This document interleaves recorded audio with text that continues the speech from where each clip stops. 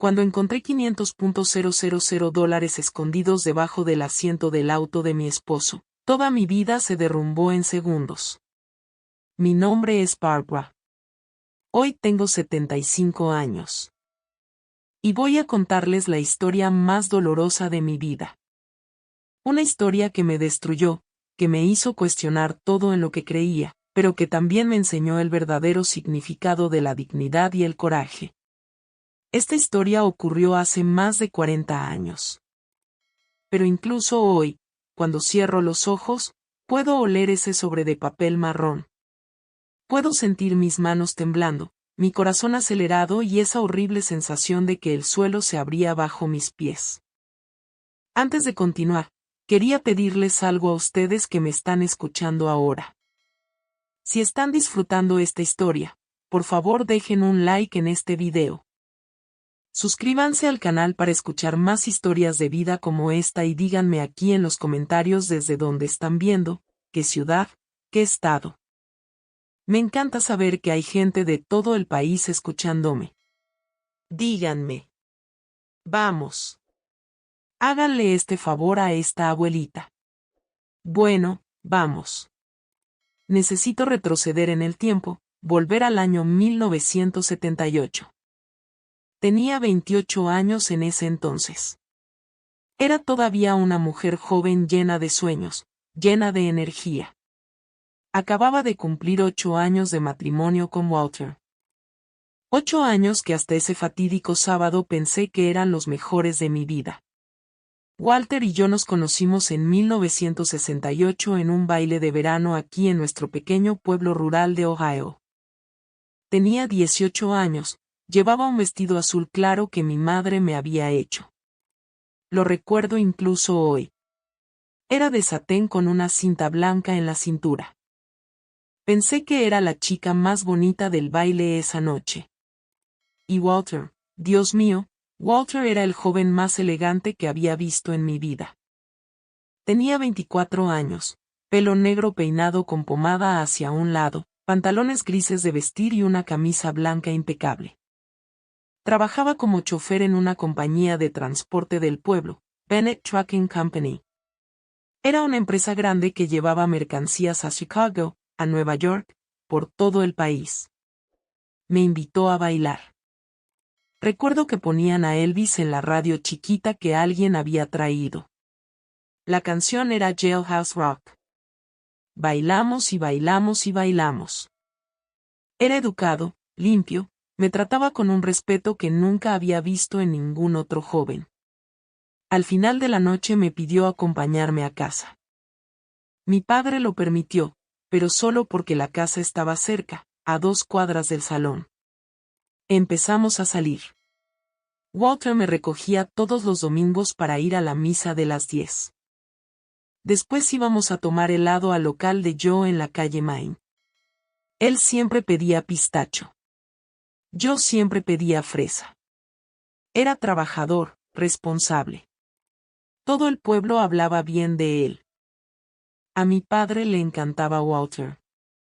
Mi madre siempre decía que yo tenía suerte de haber encontrado un joven tan bueno y honesto. Nos casamos en enero de 1970. Fue una boda sencilla, pero hermosa. En la iglesia principal con misa a las 9 de la mañana, yo llevaba el vestido de novia de mi tía Susan. Mi madre lo había mandado a arreglar completamente para mí. Walter se veía guapo con su traje azul marino. La recepción fue en la casa de mis padres en el patio trasero.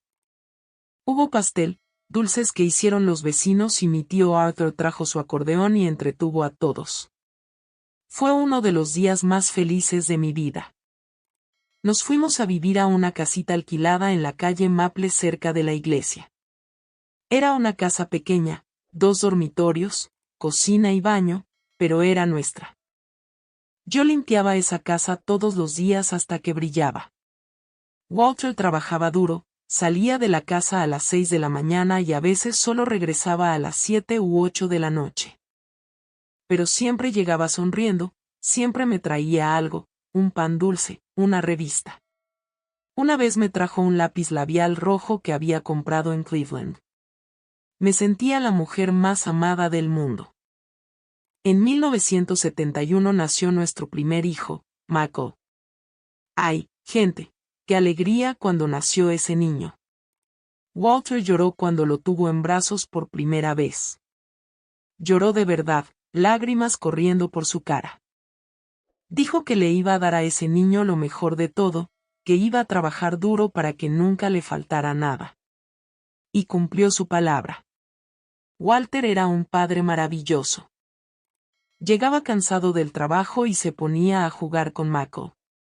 Lo bañaba, le cambiaba pañales, lo dormía cantándole esas canciones viejas que su padre le cantaba. En 1974 nació Laura, nuestra hija. Ahí nuestra familia quedó completa. 2 niños hermosos y sanos. Habíamos logrado comprar un auto usado, un Volkswagen Beetle azul claro, modelo 1968. Walter estaba muy orgulloso de ese auto. Todos los fines de semana lo lavaba. Y aquí es donde empieza la parte extraña de la historia. Al principio pensé que era normal. Hasta me parecía lindo el cuidado que le ponía al auto. Pero con el tiempo se volvió extraño. Muy extraño. Todos los sábados sin falta, lloviera o hiciera sol, Walter se levantaba temprano e iba a lavar el auto. Pero no era un lavado normal. Pasaba 4 horas lavando ese Beetle. 4 horas. Empezaba a las 7 de la mañana, sacaba el auto del garaje, lo ponía ahí en el patio trasero.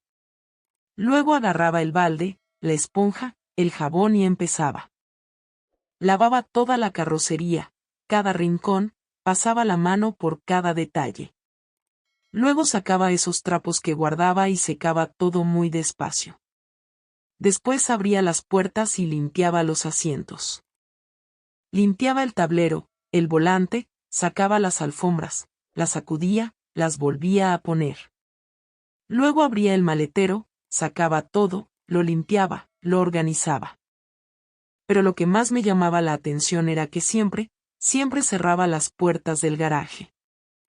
Aunque hiciera calor, aunque en los veranos de 38 grados que teníamos aquí, cerraba las puertas y se quedaba ahí solo con el auto por horas. Pensé que era raro, pero al principio no dije nada. Pensé que era solo su costumbre. No sé, una manía. Pero luego empezaron a pasar otras cosas que me daban escalofríos. Cuando me acercaba al garaje, se ponía nervioso. Si le preguntaba si necesitaba ayuda, decía que no. De forma algo brusca, algo irritada. Si le ofrecía llevarle un vaso de agua, decía que entraba pronto, que no lo necesitaba. Y había otra cosa. Sudaba mucho. Incluso en días fríos, salía de ese garaje con la camisa empapada de sudor, la cara roja, las manos temblando.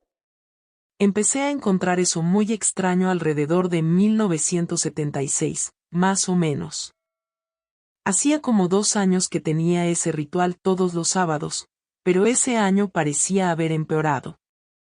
Estaba más tenso. A veces me despertaba en medio de la noche y no estaba en la cama. Iba a buscarlo y lo encontraba sentado en la cocina a oscuras fumando un cigarrillo. Nunca había sido muy fumador, pero empezó a fumar más y más. Le preguntaba, Walter, ¿qué pasa? ¿Todo bien? Respondía, sí, Barbara. Solo no tengo sueño. Vuelve a dormir. Pero yo veía que algo andaba mal. Estaba diferente, más callado, más distante. A veces le decía algo y ni me escuchaba. Estaba ahí pensando en Dios sabe qué. Le pasaba la mano por delante de la cara y pegaba un salto asustado. Una vez se lo comenté a mi madre, me dijo que los hombres eran así a veces, que a veces se les llenaba la cabeza de problemas del trabajo, que no me preocupara, pero no se me quitaba de la cabeza. Sobre todo porque nuestra vida financiera había cambiado. Walter siempre ganaba bien como chofer, pero nunca sobraba mucho dinero. Pagábamos la renta, comprábamos comida, ropa para los niños y salíamos tablas cada mes. Pero desde hacía unos años había empezado a llegar a casa con cosas. Nada muy extravagante, pero cosas que no estábamos acostumbrados a tener. Una vez trajo una radio nueva, de esas modernas de transistores. Otra vez trajo una licuadora para la cocina. Se compró ropa nueva para él, zapatos nuevos. Cuando le preguntaba de dónde salía el dinero, decía que había hecho horas extras, que le habían dado un bono de la empresa. Le creía. ¿Por qué no iba a creerle? Walter era mi esposo, el padre de mis hijos, un hombre trabajador y honesto. Al menos eso pensaba yo. Las cosas empeoraron a lo largo de 1977 y entrados en 1978. El ritual de los sábados seguía, pero Walter estaba cada vez más nervioso. Empezó a hacer viajes más largos para la empresa. A veces se iba 3 o 4 días. Decía que era trabajo, que tenía que llevar carga lejos, que tenía que esperar a que la descargaran. Yo entendía, o al menos intentaba entender, pero empecé a notar otras cositas. A veces encontraba papeles arrugados en los bolsillos de sus pantalones cuando los iba a lavar. Eran papeles con números, con nombres que no conocía, con direcciones de ciudades que nunca había oído. Una vez encontré un papel que decía almacén de Chuck and Dayton, 2 cajas. Otra vez había un papel con un nombre, Joe, y un número de teléfono. Le preguntaba qué era y siempre tenía una explicación. Decía que eran cosas del trabajo, contacto de clientes, lugar donde tenía que recoger carga. Tenía sentido. Tenía perfecto sentido. Pero esa mala sensación no se iba. Era como si hubiera una voz en el fondo de mi cabeza diciendo que algo andaba muy mal. Intentaba ignorarla, intentaba convencerme de que todo estaba en mi cabeza, de que me estaba inventando problemas donde no los había. Pero no podía. Y había una cosa que realmente me molestaba. Había empezado a poner candados. Candadeaba el cajón del escritorio que tenía en el dormitorio, candadeaba su maleta cuando volvía de un viaje, candadeaba la guantera del auto. Y cuando le preguntaba por qué ponía candados a todo, se irritaba. Decía que era para que los niños no tocaran las cosas, no rompieran nada. Pero Michael tenía solo 7 años y Laura 4. Eran niños obedientes. Nunca tocaban las cosas de su padre. Empecé a tener insomnio. Me quedaba despierta por las noches pensando, ¿tendría problemas en el trabajo? ¿Estaría mal la empresa? ¿Le debía dinero a alguien? Mi cabeza no paraba. Y lo peor era que no tenía con quién hablar. No podía hablar con mi madre porque se preocuparía. No podía hablar con mis amigas porque parecería que hablaba mal de mi esposo. Y si intentaba hablar con Walter, se enojaba. Decía que yo sospechaba de él, que no confiaba en él. Así llegamos a ese sábado de junio de 1978. El sábado que cambió mi vida para siempre. El sábado en que descubrí quién era realmente el hombre con el que me había casado. Era un sábado de junio, 17 de junio de 1978. Nunca olvidaré esa fecha. Nunca. Está grabada en mi memoria como si fuera ayer. Me desperté esa mañana con una opresión en el pecho. No puedo explicarlo bien, pero era como si mi cuerpo supiera que algo iba a pasar. ¿Saben esa sensación cuando te despiertas y sientes que el día va a ser diferente, pero no sabes si va a ser bueno o malo? Eso era exactamente. Walter ya se había levantado. Eran las 7 de la mañana. Miré por la ventana del dormitorio y lo vi ya afuera empezando el ritual de siempre. El Beetle azul parado en el patio trasero. Él con el balde en la mano, la manguera desenrollada. Fui a hacer café. Preparé pan con mantequilla para los niños. Michael y Laura todavía dormían. Era sábado. Los dejé dormir un poco más. Me quedé ahí en la cocina, tomando mi café, mirando por la ventana. Podía ver a Walter desde lejos. Lavaba el auto con ese cuidado exagerado de siempre. Pasaba la esponja despacio, enjuagaba, volvía a pasar. Seguí mirando. No sé por qué, pero esa mañana decidí prestar más atención. Y fue entonces cuando noté algo que nunca había notado antes. No miraba al auto mientras lo lavaba. Quiero decir, miraba, pero era diferente. Parecía que su cabeza estaba en otro lado. Pasaba la esponja automáticamente, pero su cara estaba tensa, preocupada. Miraba alrededor todo el tiempo como si tuviera miedo de que alguien apareciera y ese sudor cayendo. Aunque era una mañana de invierno, fría, ya estaba sudando. Terminé mi café y fui a despertar a los niños. Los bañé, les puse ropa de casa. Laura quería jugar con muñecas. Mako quería jugar pelota en el patio trasero, pero no lo dejé porque su padre estaba lavando el auto. Los puse a los dos a ver televisión. Pasaba algún dibujo animado. No recuerdo cuál. Debían ser como las 9 cuando recordé que necesitaba sacar la registración del auto. Estaba por vencer y tenía que ir a pagarla el lunes al DMV.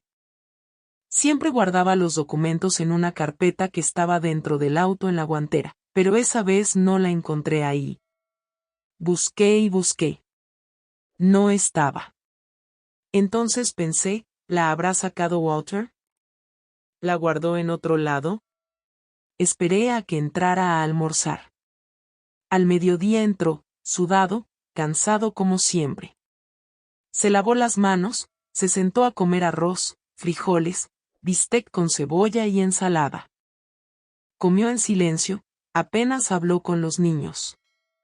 Tenía esa cara cerrada. Cuando terminó de almorzar dijo que iba a dormir una siesta, se fue al dormitorio y se acostó. Me quedé en la cocina lavando los platos y entonces pensé, ahora es el momento de buscar los documentos. No quería molestarlo durmiendo para preguntar. Fui al garaje. El auto estaba ahí ya, todo limpio, brillando. Abrí la puerta del conductor. Ese olor a auto limpio, a jabón, a trapo húmedo. Abrí la guantera. Nada. Solo el manual del auto y unos mapas viejos. La cerré. Miré en el asiento trasero. Tampoco nada. Entonces pensé, ¿se habrá caído algo debajo del asiento? A veces los papeles se resbalan, caen, se atoran ahí. Me agaché, pasé la mano debajo del asiento del conductor, sentí algo, un bulto. Jalé. Era un sobre grande, de papel marrón, de esos de oficina. Estaba sellado con cinta adhesiva, pesado, muy pesado. Mi corazón empezó a latir más rápido. ¿Qué era eso?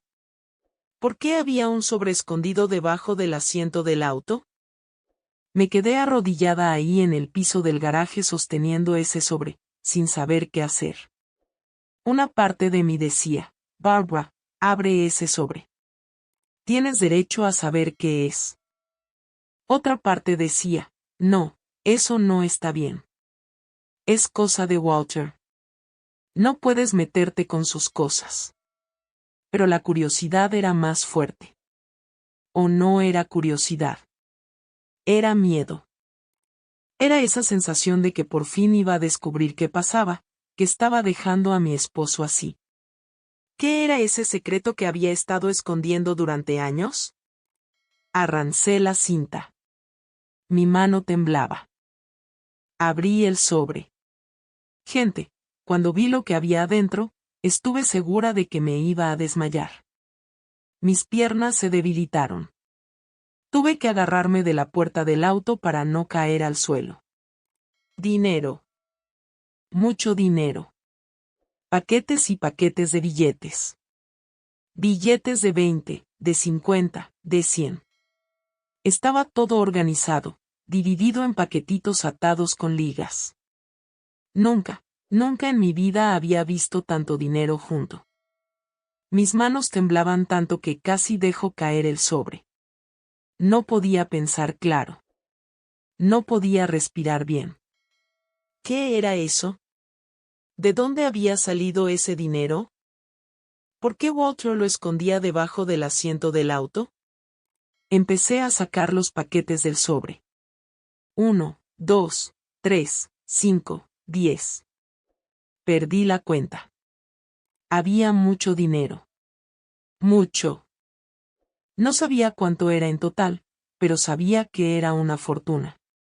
Una fortuna que estaba escondida en nuestro auto debajo del asiento sin que yo supiera nada.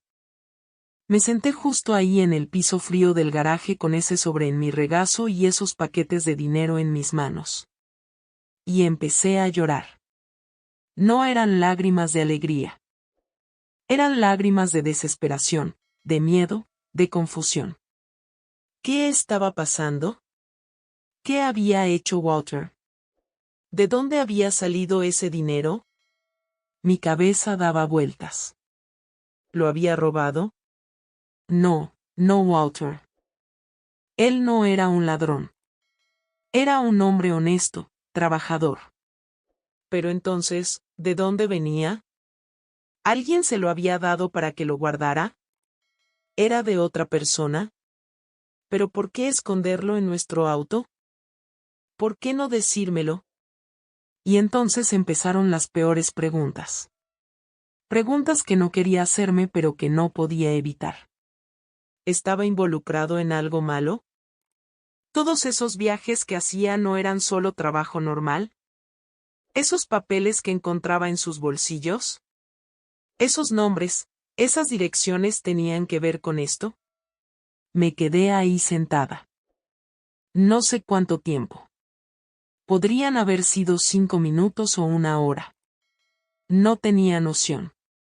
Solo podía mirar ese dinero y sentir que mi vida se desmoronaba. Que todo lo que pensaba que sabía, todo lo que pensaba que tenía era una mentira. Escuché un ruido. Era la puerta trasera de la casa abriéndose. Walter se había despertado. Escuché sus pasos. Venía rápido. Metí los paquetes de vuelta en el sobre. Los cerré. Me levanté. Me sequé las lágrimas de la cara con el dorso de la mano. Respiré hondo. Necesitaba calmarme. Necesitaba enfrentarlo. Necesitaba respuestas. Apareció en la puerta del garaje. Cuando me vio ahí sosteniendo el sobre, su cara cambió por completo. Se puso blanco. Sus ojos se abrieron grandes. Su boca se abrió, pero no salió sonido. Levanté el sobre a la altura del pecho. Mi voz salió temblorosa, pero firme. ¿Qué es esto, Walter? No respondió. Se quedó mirándome. Podía ver su pecho subiendo y bajando rápido. Estaba en pánico. Walter, pregunté, ¿qué es esto? ¿Este dinero? ¿De dónde salió? ¿Por qué está escondido en nuestro auto? Dio un paso adelante, luego se detuvo, se pasó la mano por el pelo, miró alrededor como buscando una salida. Barbara, puedo explicarlo. Entonces explica de dónde salió este dinero. Hay una fortuna aquí, una fortuna escondida, y yo no sabía nada. Mi voz se iba subiendo. No podía controlarla. Estaba enojada, asustada, con tanta confusión adentro que sentía que iba a explotar. ¿Cuánto hay aquí, Walter? ¿Cuánto? Bajó la cabeza. Mucho. Mucho no es una respuesta. ¿Cuánto? Suspiró. Tardó en contestar. Cerca de $500,000. Casi me caigo otra vez. $500,000. Eso era más dinero del que ganábamos en años. En muchos años. ¿Cómo era posible? 500.000 dólares. ¿Cómo? ¿Cómo conseguiste 500.000 dólares con tu sueldo? No respondió. Walter, contesta. ¿Cómo conseguiste este dinero? Levantó los ojos hacia mí y vi algo que nunca había visto en él antes. Miedo. Miedo puro y vergüenza y desesperación. Yo no puedo decírtelo. Eso fue como una cachetada en mi cara. ¿Qué quieres decir con que no puedes decírmelo? Soy tu esposa, la madre de tus hijos. Hay $500,000 escondido en nuestro auto y no puedes decírmelo. Bárbara, por favor déjalo ahí. Olvida que lo viste. Déjame ponerlo de vuelta. Extendió la mano para tomar el sobre. Di un paso atrás. No voy a dejar nada.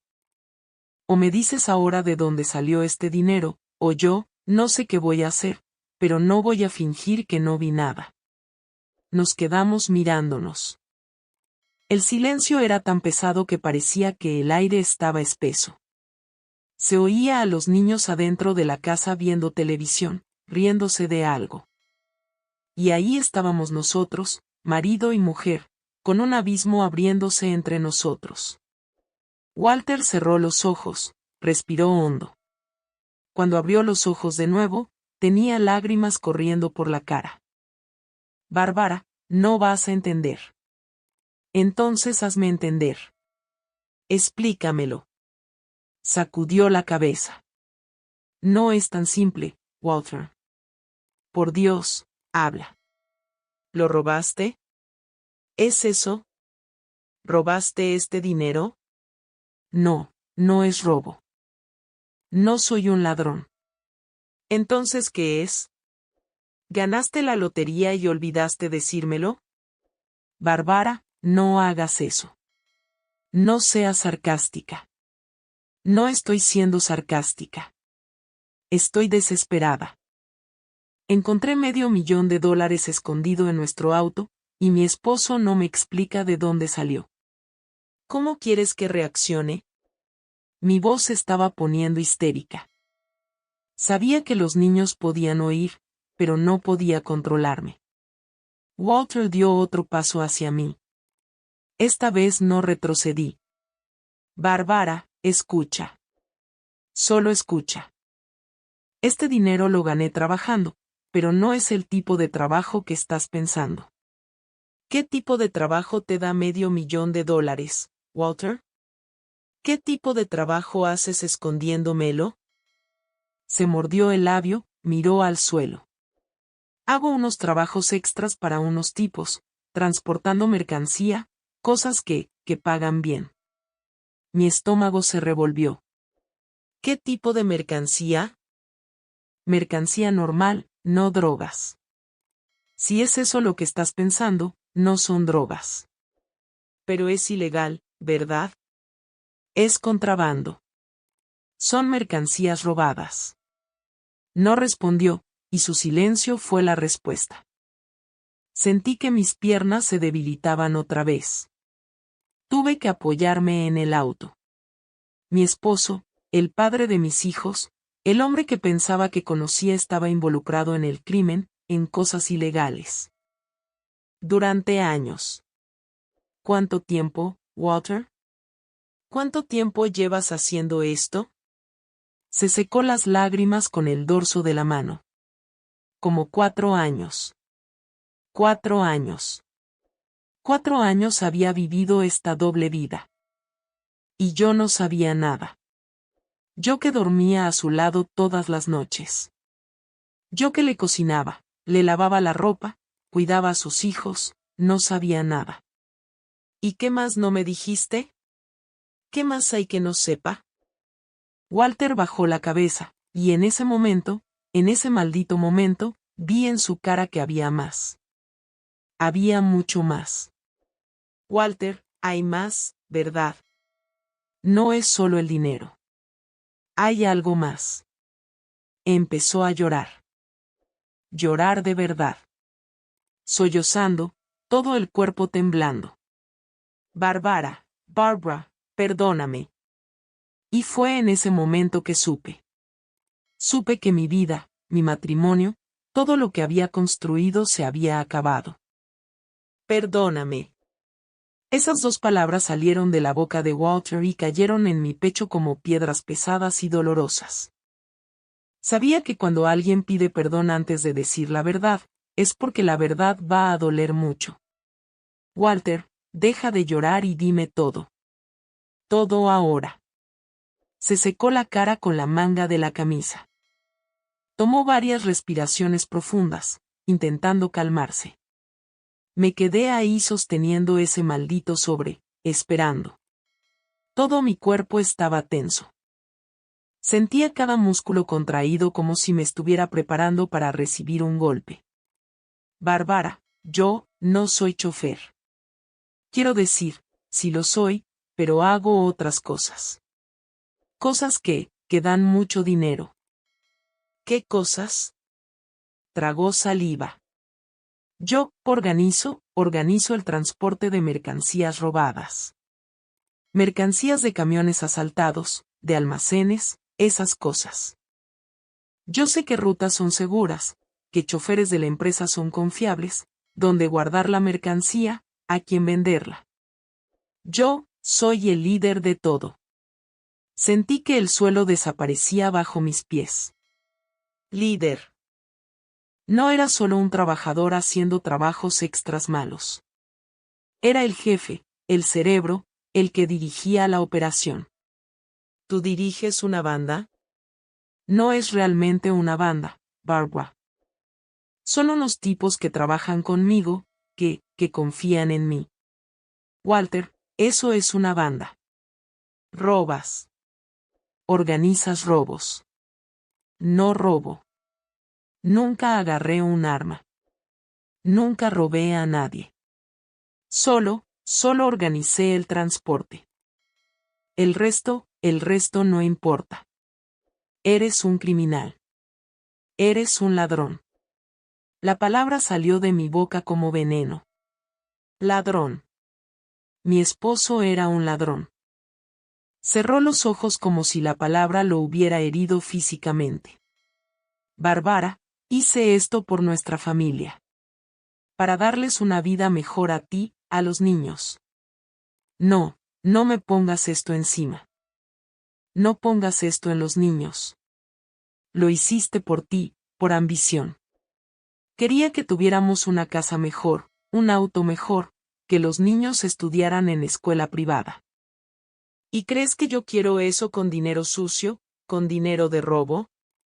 ¿Crees que quiero criar a mis hijos con dinero que viene del crimen? No respondió. Se quedó ahí con la cabeza baja, derrotado. Pero yo sabía que había más. Lo sentía. Ese perdóname suyo había sido demasiado grande para ser solo por el dinero ilegal. Walter, ¿hay algo más? Sé que lo hay. Dímelo ahora. Sacudió la cabeza. Bárbara, déjalo así. Ya es suficientemente malo. Dímelo, grité. Grité de verdad. No podía contenerme. Y en ese momento vi a los niños aparecer en la puerta que llevaba de la casa al garaje. Michael y Laura, con los ojos muy abiertos, asustados. Mamá, ¿por qué estás gritando? Me sequé las lágrimas rápido. Intenté sonreír, pero no salió bien. No es nada, hijo. Vuelvan adentro. Vayan a ver su dibujo. Mamá va en un momento. Pero papá está llorando. Está bien. Vayan. Vuelvan adentro. Obedezcan a su madre. Mako tomó la mano de Laura y volvieron a la casa. Esperé a que cerraran la puerta. Luego me volví hacia Walter otra vez. Ahora me vas a decir todo, y no tiene sentido intentar esconder nada más porque lo voy a descubrir de todos modos. Se pasó la mano por la cara. Estaba pálido, sudando frío. Bárbara, yo tengo otra casa en otra ciudad. El mundo se detuvo. Lo juro, se detuvo de verdad. Por un segundo no pude respirar. No pude pensar. No pude procesar lo que acababa de decir. ¿Qué? En Indianápolis. Tengo una casa en Indianápolis. Pequeña, pero es donde me quedo cuando estoy trabajando. Donde guardo la mercancía antes de venderla. Donde me reúno con los tipos de la operación. Una casa. Tenía una casa en otra ciudad. Toda una vida que yo no sabía. ¿Cuánto tiempo? 3 años. La compré en el 75. 3 años. Había tenido una segunda casa durante 3 años y yo no sabía nada. Todos esos viajes que hacía, esos días que pasaba fuera, estaba ahí en su casa, en su vida, lejos de mí. ¿Y qué más tienes ahí? ¿Qué más no me dijiste? Se quedó callado. Un silencio largo, pesado, horrible. Walter, yo estaba ahorrando dinero. Mucho dinero para empezar de nuevo. Lejos de aquí. Mi corazón se detuvo. ¿Empezar de nuevo? ¿Qué quieres decir con empezar de nuevo? No me miraba. Miraba al suelo, a las paredes, a cualquier lado menos a mí. Walter, mírame. Mírame y explícame qué significa empezar de nuevo. Por fin levantó los ojos y lo que vi ahí fue el fin, fue la muerte de todo. Iba a dejarte, Barbara. Iba a ahorrar suficiente dinero y me iba a ir a California a empezar una vida nueva con un nombre nuevo, identidad nueva, todo nuevo. Sentí que mis piernas cedían. Me apoyé fuerte en el auto para no desplomarme en el suelo. ¿Y nosotros? ¿Y yo y los niños? Silencio. Walter y nosotros. Ibas a abandonarnos. Iba a mandar dinero todos los meses para que no les faltara nada. Mandar dinero. Mandar dinero. ¿Crees que el dinero reemplaza a un padre? ¿Reemplaza a un esposo? Bárbara, no tenía opción. La operación se estaba poniendo demasiado grande, demasiado peligrosa. La policía empezó a investigar. Necesitaba desaparecer antes de que me atraparan. ¿Entonces ibas a desaparecer y dejarnos aquí? ¿Dejar a tus hijos pensando que su padre murió? ¿Que los abandonó? Iba a explicar cuando fueran mayores. ¿Explicar? ¿Explicar qué? ¿Que su padre es un ladrón? ¿Que huyó? ¿Que eligió el crimen antes que a la familia? Volví a gritar. No podía controlarme. 8 años de matrimonio. 8 años creyendo que tenía un hogar, una familia, un futuro. Y todo era una mentira. Todo.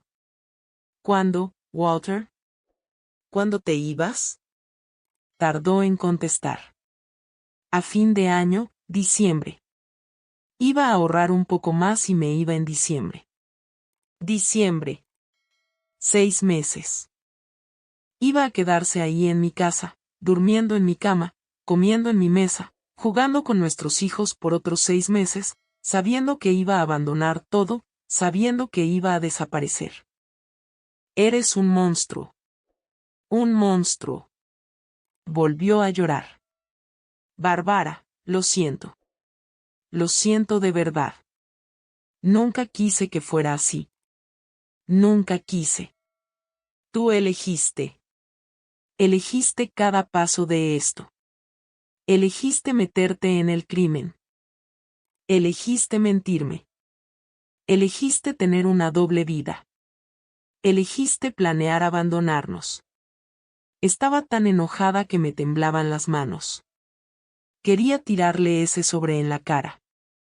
Quería gritar hasta que me doliera la garganta.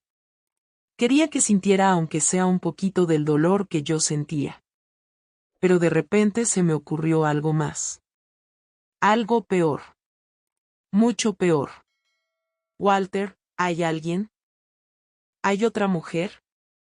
Levantó la cabeza rápido. No, no, Barbara. Nunca. Nunca te fui infiel. Nunca. Reí. Reí de esa forma amarga sin ninguna alegría. Nunca me fuiste infiel. Me fuiste infiel todos los días. Todos los días durante años. Me fuiste infiel con mentiras, con secretos, con esta doble vida que tenías. Eso no es infidelidad. Bajó la cabeza otra vez. No tenía nada que decir. ¿Y la empresa Bennett Trucking, saben? No, nadie sabe. Lo hago todo fuera del horario de trabajo. Uso contactos que he hecho con los años, pero la empresa no tiene nada que ver. Así que usas el trabajo honesto como fachada para que nadie sospeche. Necesito un trabajo estable, Barbara, para no levantar sospechas, para tener un ingreso oficial que engañe a todos, especialmente a tu familia. Me quedé mirando a ese hombre. Ese hombre que amaba o pensaba que amaba. ¿Realmente lo amaba o amaba a la persona que pensaba que era porque el hombre frente a mí ahora era un desconocido completamente extraño? ¿Cuánto tienes ahorrado además de estos 500.000 aquí? Dudó. Bárbara, ¿cuánto? Más de 2 millones escondidos en varios lugares en la casa de Indianápolis, en bóvedas bancarias con nombres falsos, con unos tipos de confianza. 2 millones, más de 2 millones de dólares. Una fortuna. Una fortuna que había acumulado robando, engañando, mintiendo. Y se lo iba a llevar todo. Iba a desaparecer con todo y dejarme aquí con 2 niños pequeños sin explicación, sin nada. ¿Ibas a dejar algo para nosotros de todo ese dinero?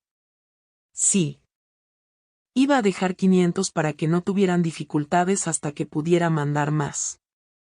500.000, 500.000 del dinero sucio que robaste. Ese era tu adiós. Esa era tu forma de compensar 8 años de mentiras. No respondió. Miré el sobre que todavía tenía en la mano. Tanto dinero ahí. Tanto dinero. Dinero que podía resolver tantos problemas. Que podía comprar una casa. Que podía pagar escuela privada para los niños. Que podía dar una vida cómoda. ¿Pero a qué precio? ¿A qué costo? ¿Crees que quiero esto? ¿Crees que voy a tomar este dinero y fingir que no sé de dónde salió? Bárbara, usa este dinero. Al menos este para ti y para los niños. Quiero que estén bien. ¿Quieres que estemos bien? Entonces no debiste haber hecho nada de esto. Debiste haber seguido siendo un chofer honesto, ganando poco, pero durmiendo con la conciencia tranquila. No necesitábamos una casa grande, un auto nuevo, nada de eso. Solo te necesitábamos a ti, al padre, al esposo, al hombre honesto. Mi voz se quebró al final. Las lágrimas corrían calientes por mi cara. No podía más. No podía soportar estar ahí en ese garaje mirando a ese hombre que no conocía. ¿Quién más sabe? ¿Quién más sabe de tu vida? Nadie. Solo los tipos que trabajan conmigo, pero ellos no saben de ti, de nuestra familia. Piensan que estoy soltero. Claro, nos había borrado en su vida criminal. No existíamos.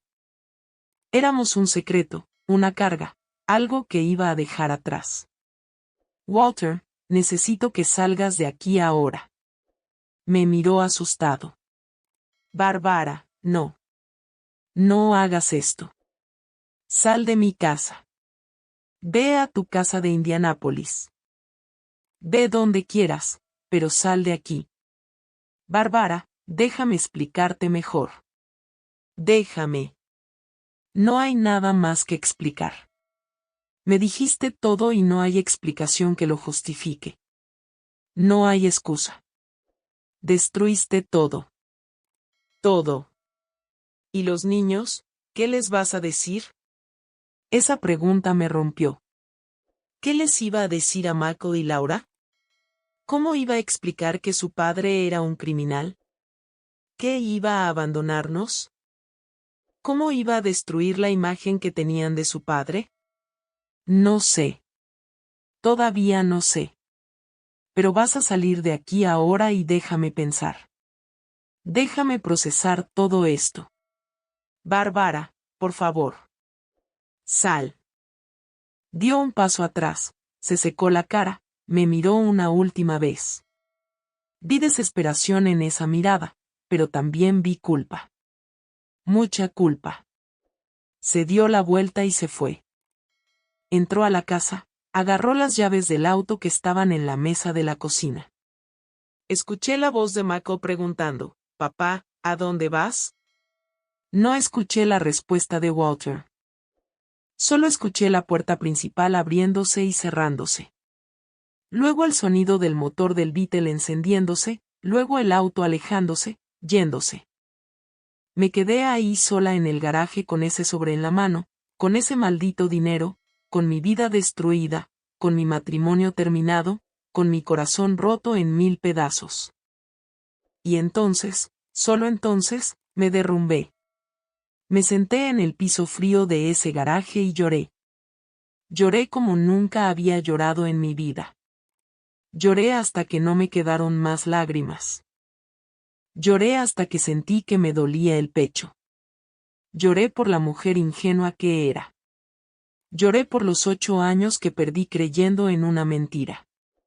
Lloré por mis hijos que iban a crecer sin padre. Lloré por todo lo que pudo haber sido y nunca sería.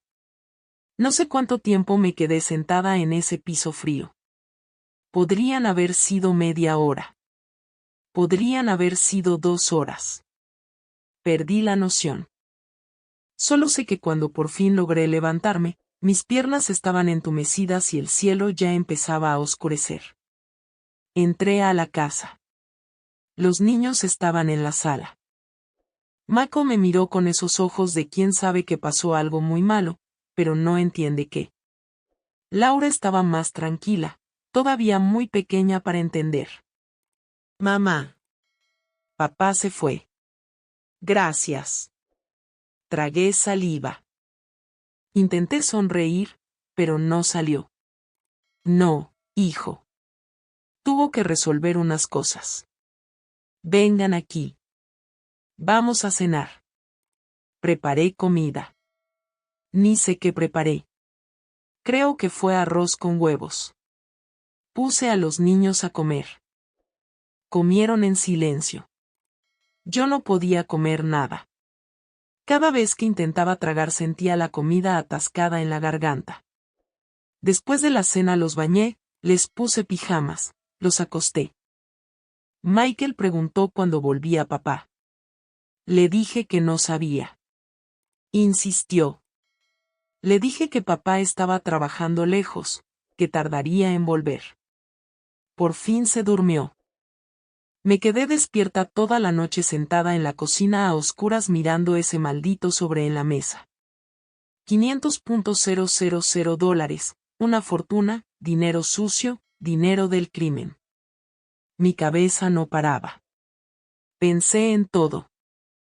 En cada momento de los últimos 8 años, cada mentira que me había dicho, cada vez que salía de la casa diciendo que iba a trabajar, cada viaje, cada regalo que traía, todo era una mentira.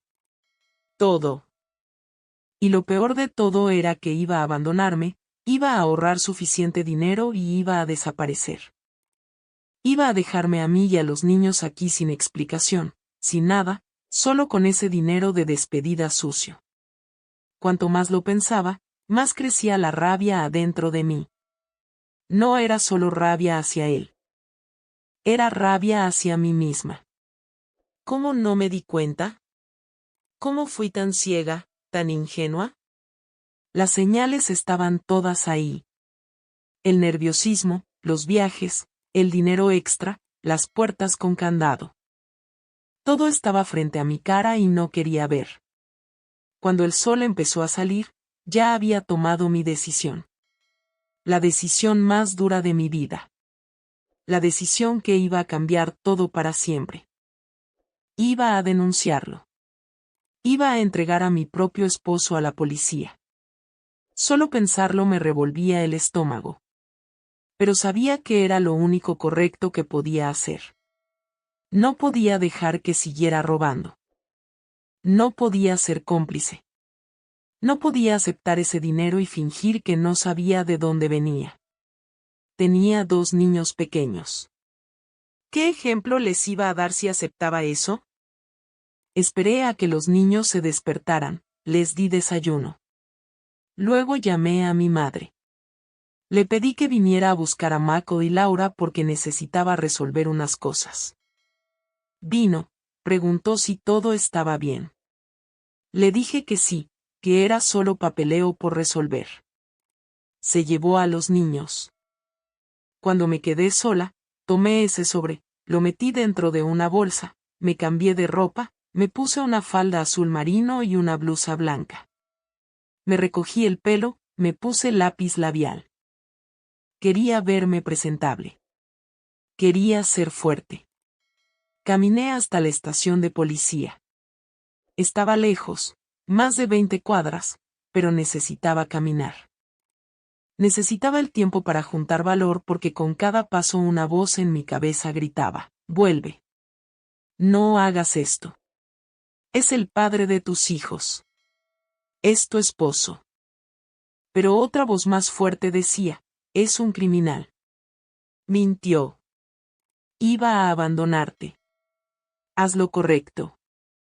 Llegué a la estación de policía. Eran casi las 10 de la mañana. Era una estación pequeña, de pueblo pequeño. Había 2 policías afuera hablando. Me miraron cuando entré. Buenos días, señora. ¿En qué puedo ayudarla?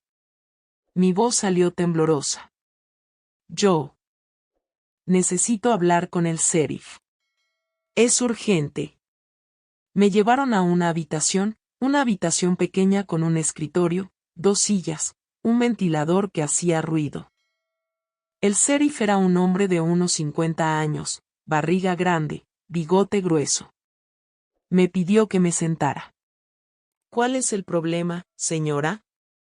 Mi nombre es Barbara. ¿Cuál es el problema, señora Barbara? Respiré hondo. Era ahora. No había vuelta atrás. Vine a denunciar a mi esposo. Levantó las cejas. ¿Denunciar? ¿Por qué? ¿La golpea? No, no es eso. Él está involucrado en robos de carga. Él lo organiza. Es el líder de la operación.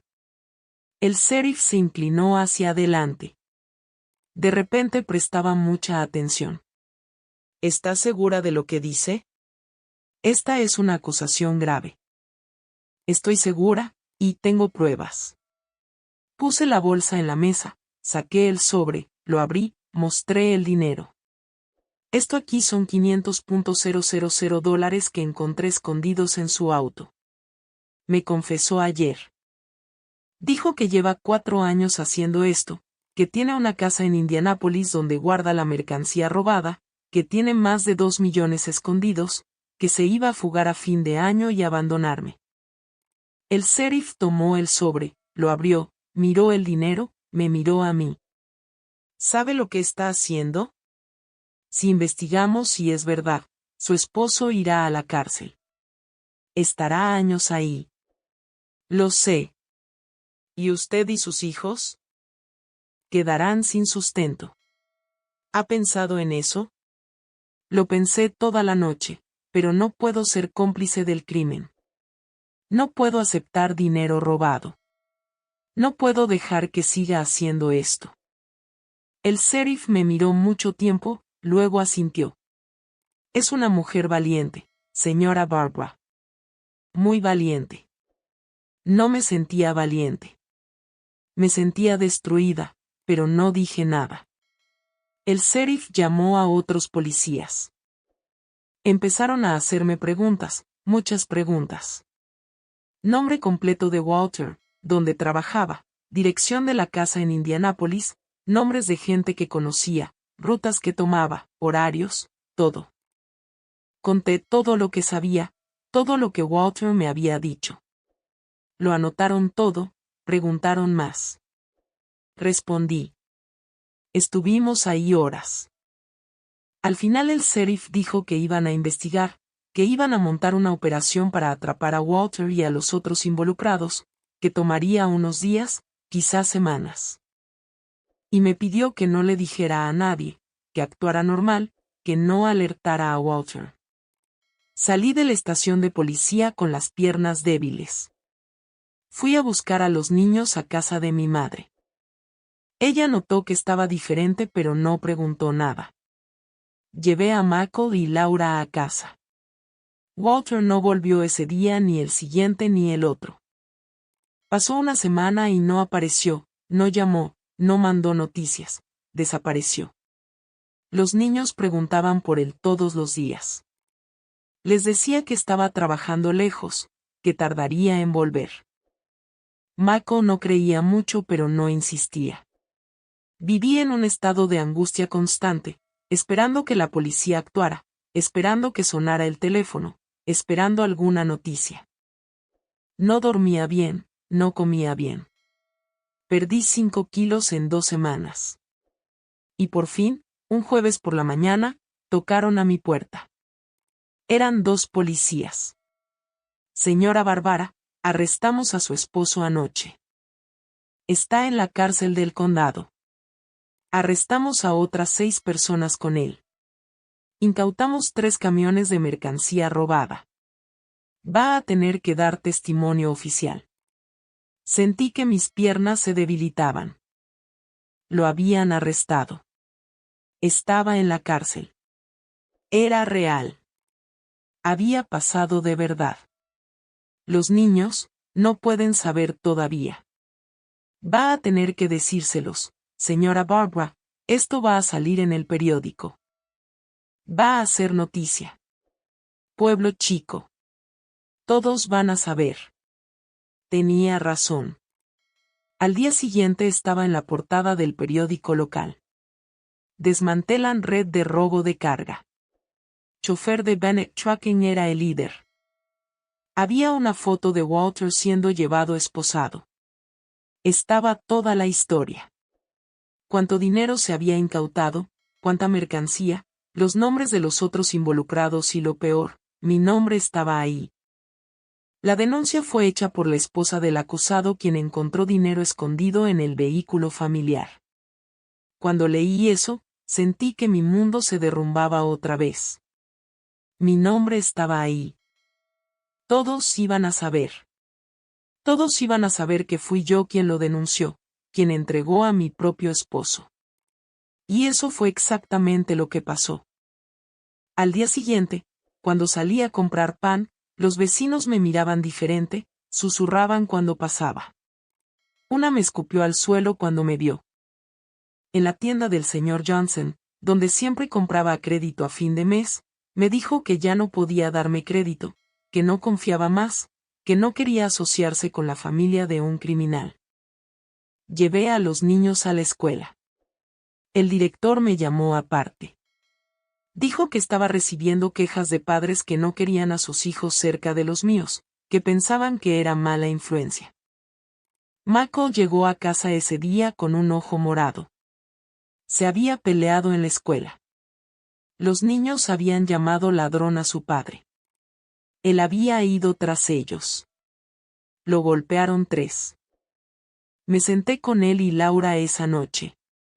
Les conté la verdad, que su padre estaba en la cárcel, que había hecho cosas malas, que iba a estar lejos mucho tiempo. Michael me miró con odio. Tú lo entregaste, ¿verdad? No pude mentir. Sí. Se levantó, gritó, te odio. Destruiste nuestra familia. Te odio. Y corrió a su cuarto. Cerró la puerta de un portazo. Se quedó encerrado ahí llorando. Laura no entendía bien. Solo sabía que su papá se había ido, que no iba a volver pronto. En los días siguientes todo empeoró. La gente me evitaba en la calle. Algunos me insultaban, me llamaban traidora, chismosa, mujer sin corazón. Decían que debía haberme callado, que debía haber disfrutado el dinero. Bennett Trekking me mandó un abogado. Dijeron que iban a demandar, que el nombre de la empresa había sido manchado, que era culpa de Walter, pero que yo también era responsable por haber denunciado públicamente. Perdí a todas mis amigas. Las mujeres que conocía desde joven ya no me hablaban. En la iglesia, la gente se alejaba cuando me sentaba en el banco. Tuve que sacar a los niños de la escuela. El prejuicio era demasiado grande. Lloraban todos los días. Ya no tenían amigos. Eran los hijos del ladrón. Y el dinero se acabó rápido. Ese dinero que tenía ahorrado de los últimos meses se fue en comida, renta, cuentas. En 2 meses no tenía nada. Fui a buscar trabajo. Nadie me contrataba. Tú eres la esposa de Walter, ¿no? ¿La que entregó a su esposo? No, perdón. El puesto ya está ocupado. Intenté en todos lados. Fábricas, tiendas, limpieza de casas. Nada. Nadie me quería. Mi madre ayudaba como podía, traía comida, pagaba algunas cuentas, pero ella misma vivía ajustada. Mi padre ya había fallecido. Vivía de la pequeña pensión que recibía. 3 meses después del arresto de Walter recibí notificación de proceso de divorcio. Él pedía el divorcio desde la cárcel por medio de un abogado. Leí ese papel y no sentí nada. Ni dolor, ni rabia, ni tristeza. Estaba vacía por dentro. Completamente vacía. El proceso de divorcio fue rápido. No había nada que dividir. La casa de Indianápolis había sido incautada. El dinero incautado, el auto incautado.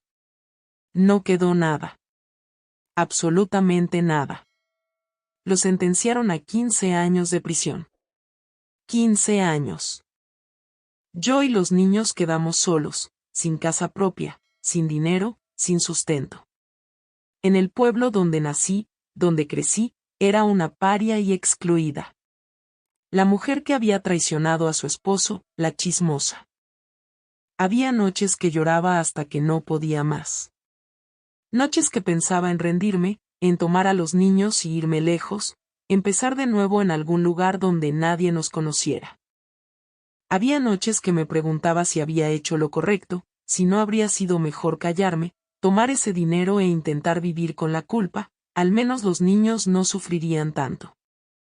Pero en el fondo, sabía que había hecho lo correcto porque no se trataba de dinero. Se trataba de dignidad. Se trataba de mirarme al espejo y poder reconocerme. Se trataba de enseñarles a mis hijos que hay bien y mal. Que no importa cuánto duela, elegimos lo correcto, aunque el precio sea perder todo. Los primeros meses después del arresto de Walter fueron los más duros de mi vida. Y mira que ya había pasado por mucho, pero esa fase fue el fondo del pozo. No conseguía trabajo en ningún lado. Tocaba puertas, dejaba mi nombre, decía que necesitaba trabajar, que tenía 2 hijos que criar. Pero siempre era lo mismo. La gente me miraba, me reconocía quién era y decía que no había vacante o que me llamarían, pero nunca llamaban.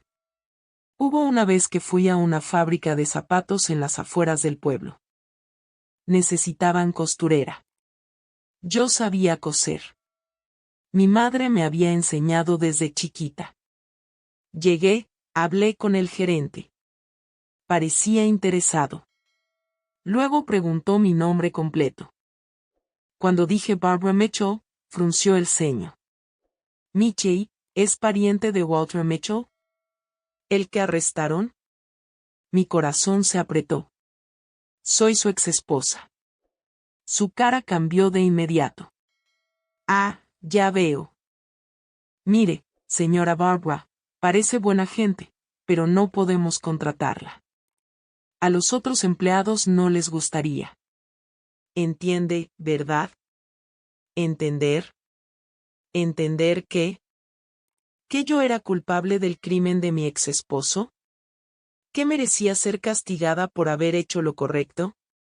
Pero no discutí. Solo le agradecí y me fui. Lloré todo el camino de regreso a casa. La renta estaba atrasada. El casero apareció una mañana de agosto de 1978 tocando la puerta, diciendo que si no pagaba a fin de mes tenía que irme. Rogué. Dije que conseguiría el dinero. Me dio otros 15 días. Mi madre ayudó con lo que pudo. Trajo arroz, frijoles, pasta, a veces un pedazo de carne, pero ella misma vivía ajustada. La pensión que recibía apenas le alcanzaba. Y yo veía el sacrificio que hacía para ayudarme. Lo veía y me sentía aún peor. Los niños lo sentían todo. Michael, que tenía 8 años, se había vuelto resentido conmigo. Apenas hablaba. Cuando hablaba era con rabia, con dolor. No entendía por qué yo había hecho eso. Para él, yo había destruido la familia. Le había quitado a su padre. Laura era más pequeña, solo 5 años. Extrañaba a su padre, pero de otra forma. Preguntaba cuando volvía, cuando íbamos a visitarlo, y yo no sabía qué contestar. No tenía valor para llevar a los niños a la cárcel. No quería que vieran a su padre así detrás de las rejas. Llegó septiembre y no había podido pagar la renta. El casero apareció con una notificación de desalojo. Dijo que tenía una semana para irme. Esa noche, sentada en la cocina mirando ese papel, pensé en rendirme. Pensé en tomar a los niños, ir a las vías del tren y terminar con todo. Terminar con todo ese sufrimiento de una vez. Pero entonces miré al dormitorio donde Mako y Laura dormían. Escuché su respiración y pensé, me necesitan. No importa lo duro que sea, me necesitan. Fui a hablar con mi madre. Le dije que iba a perder la casa. Se quedó callada un rato. Luego dijo que podíamos ir a vivir con ella. Era una casa pequeña, solo 2 dormitorios, pero había espacio. Acepté. No tenía opción. Nos mudamos a la casa de mi madre un domingo por la tarde. Casi no teníamos nada que llevar. Algo de ropa, algunos platos, juguetes de los niños. Un vecino nos prestó un carrito y llevó nuestras cosas. Fue humillante. Tenía 30 años y volvía a la casa de mi madre con 2 hijos sin esposo, sin dinero, sin nada. Pero tragué mi orgullo porque no se trataba de mí. Se trataba de sobrevivir. En la casa de mi madre las cosas se hicieron un poco más fáciles financieramente. Compartíamos gastos, pero seguía siendo ajustado y yo seguía sin trabajo. Fue mi madre quien me consiguió una oportunidad. Conocía a una señora llamada señora Eleanor que vivía en un barrio más alejado. La señora Eleanor necesitaba a alguien que limpiara 2 veces por semana. Mi madre le habló de mí. La señora Eleanor aceptó darme una oportunidad. Empecé a trabajar ahí en octubre de 1978. Ganaba poco, pero era algo. Limpiaba su casa de 7 de la mañana a 5 de la tarde. Lavaba, planchaba, cocinaba, hacía todo lo que pedía. La señora Eleanor era una buena mujer. Conocía mi historia, pero no me juzgaba. Decía que admiraba mi coraje, que había hecho lo correcto. Esas palabras suyas significaron mucho porque estaba rodeada de gente que me condenaba. Con el dinero de la limpieza empecé a ayudar más con los gastos de la casa. No era mucho, pero ayudaba. Y poco a poco conseguí otros trabajos. Más casas para limpiar, una aquí, otra allá. Siempre en barrios más alejados donde la gente no me conocía tanto. En 1979, un año después de todo lo que había pasado, trabajaba en 4 casas diferentes. Lunes, martes, jueves y viernes. Miércoles lo dejaba para lavar ropa en casa, planchar, cuidar a los niños. Sábado y domingo intentaba descansar, pero siempre había algo que hacer. Michael seguía enojado conmigo, pero poco a poco, muy poco a poco, empezó a entender. Veía cuánto trabajaba, cuánto sacrificaba, y también veía que su padre no daba noticias, no mandaba cartas, no preguntaba por ellos, nada. En 1980 pasaron 2 cosas importantes. Primero, logré inscribir a los niños en una escuela pública en otro barrio, una escuela donde nadie conocía nuestra historia. Ahí podían ser solo niños normales. Michael empezó a hacer amigos otra vez. Laura también. Segundo, una de las señoras para las que trabajaba, la señora Carmen, me enseñó a coser mejor. Tenía una máquina de coser vieja y me dejaba usarla. Empecé a hacer ropa para los niños. Luego empecé a hacerla para otros. Remendaba ropa de vecinos, hacía dobladillos, esas cosas. Era más dinero. Los años pasaron. 1981, 1982, 1983. La vida siguió siendo difícil, pero ya no era esa desesperación del principio. Teníamos techo. Teníamos comida en la mesa. Los niños estudiaban. Era poco, pero era nuestro. Era honesto. El prejuicio disminuyó con el tiempo. La gente olvidó o al menos dejó de decirlo en mi cara. Todavía sentía las miradas, los comentarios susurrados, pero aprendí a ignorarlos.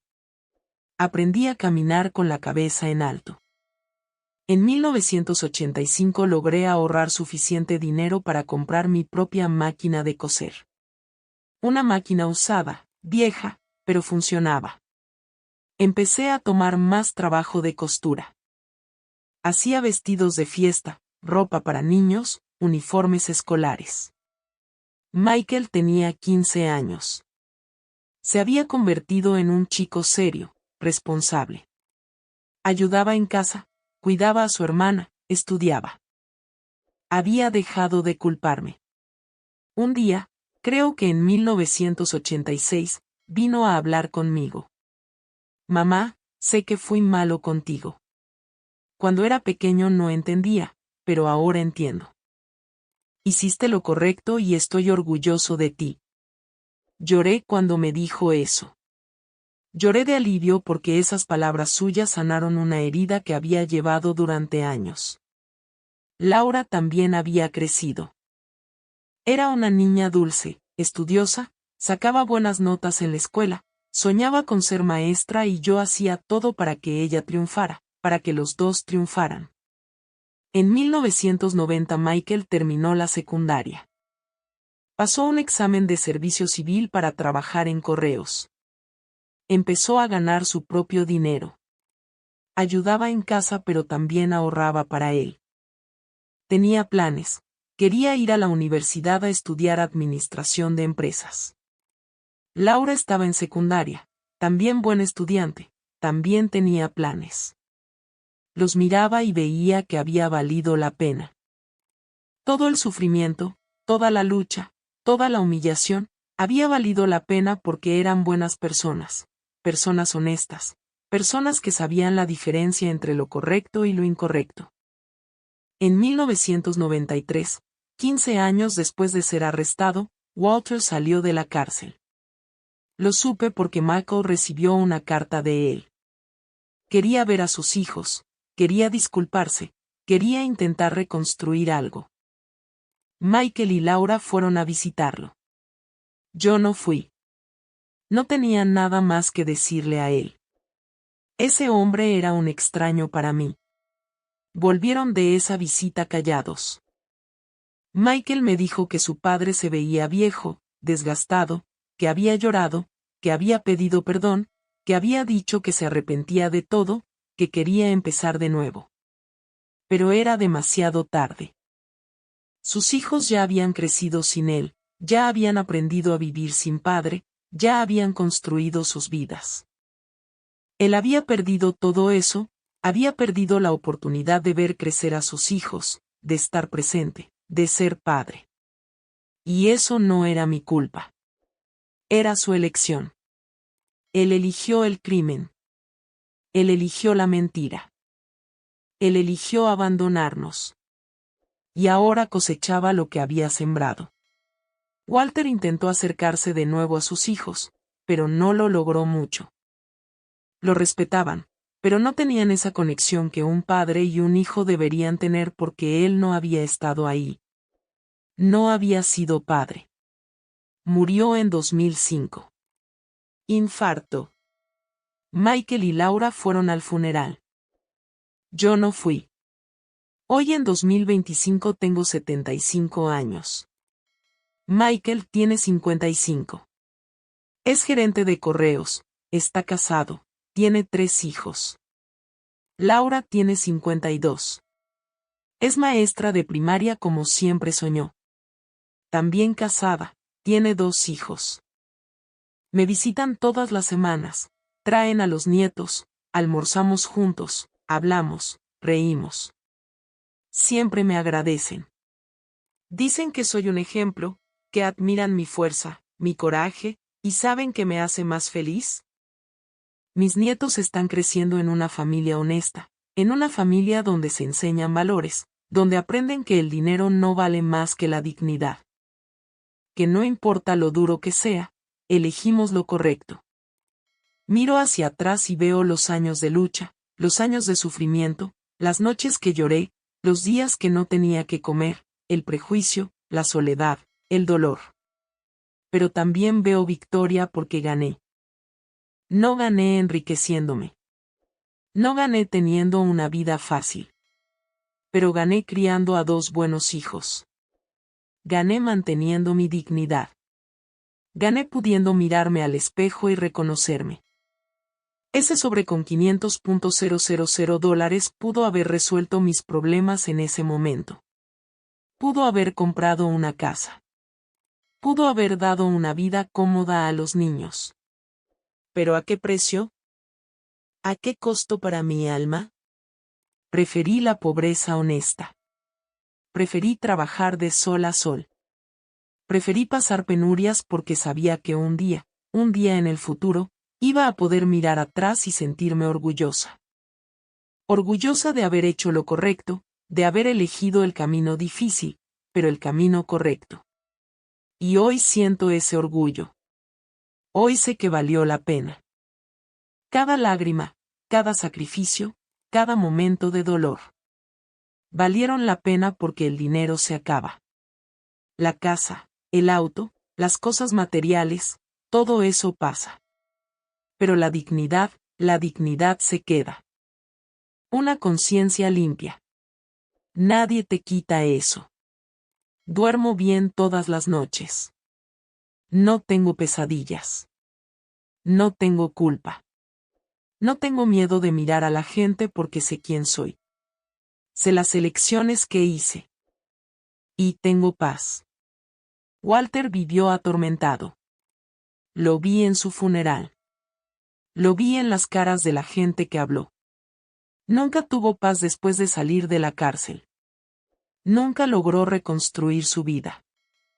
Nunca logró perdonarse. Y no siento lástima por él. Siento lástima por el hombre que pudo haber sido y no fue. Siento lástima por los años que desperdició, pero no siento lástima por las consecuencias que enfrentó porque fueron consecuencias de sus elecciones. Quiero dejar un mensaje para ustedes que me están escuchando. Para ustedes que quizás estén pasando por alguna situación difícil, alguna elección que tengan que hacer entre lo correcto y lo fácil. Elija lo correcto siempre. No importa cuánto duela, no importa lo duro que sea, elija lo correcto porque al final de todo, lo único que nos llevamos es quiénes somos. Y no hay dinero en el mundo que pague la tranquilidad de saber que hiciste lo que era correcto. Pude haber quedado con ese dinero.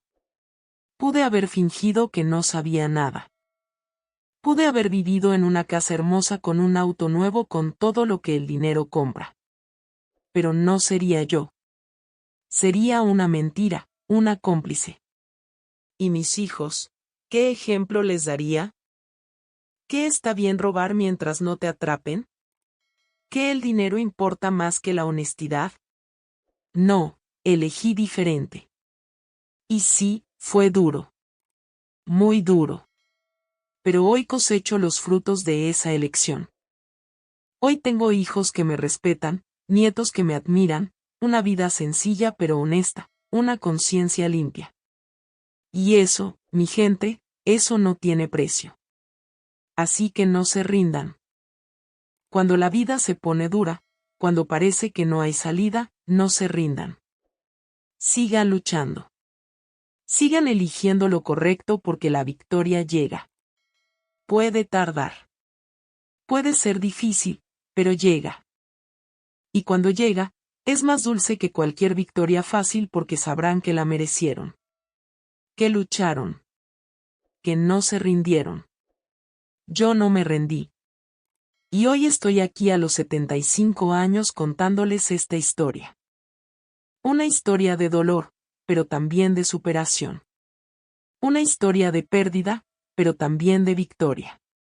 Una historia de sufrimiento, pero también de dignidad. Y si esta historia puede inspirar aunque sea a una persona a tomar la decisión correcta, a no rendirse, a seguir luchando, entonces valió la pena contarla. Gracias por escucharme. Gracias por quedarse hasta el final de esta historia. Si les gustó, si esta historia les tocó de alguna forma, dejen su like abajo. Suscríbanse al canal para escuchar más historias como esta y compártanla con alguien que crean que necesite escuchar este mensaje.